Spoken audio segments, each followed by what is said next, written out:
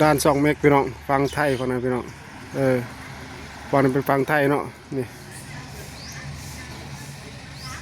เราแก้บริขามไปเราพี่น้องนี่ชายแดนนะพี่น้องเด้อนี่ฝั่งนี้เป็นลาวด้วย อันนี้เป็นลาวเนาะฝั่งนี้เป็นไทยพี่น้องนี่คนละฟังกันเนาะเราแก้มารับร้านเนาะเอารถตู้มารับร้านพี่น้องฝั่งนั้นเป็นฝั่งลาวเนาะฝั่งไทยบรรยากาศยามเช้าก็ยังเมื่อท่านมีคนร้ายไปได้พี่น้อง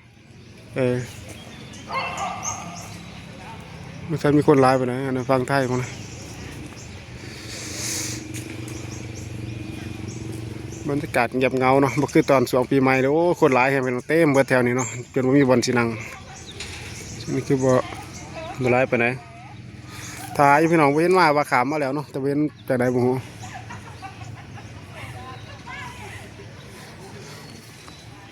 บ่ร้ายไปไหน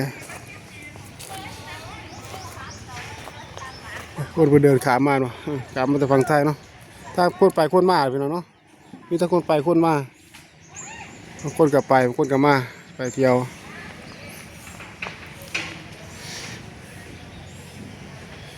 ตำรวจเป็นเบิงบัตรเบิงยังกับถ่ายอยู่ด้านเนาะเห็นไหมตำรวจลาวเนาะ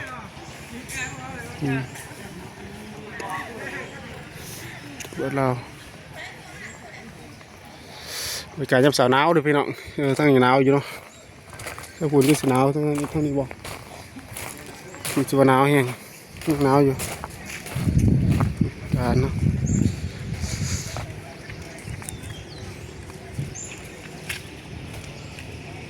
บรรยากาศ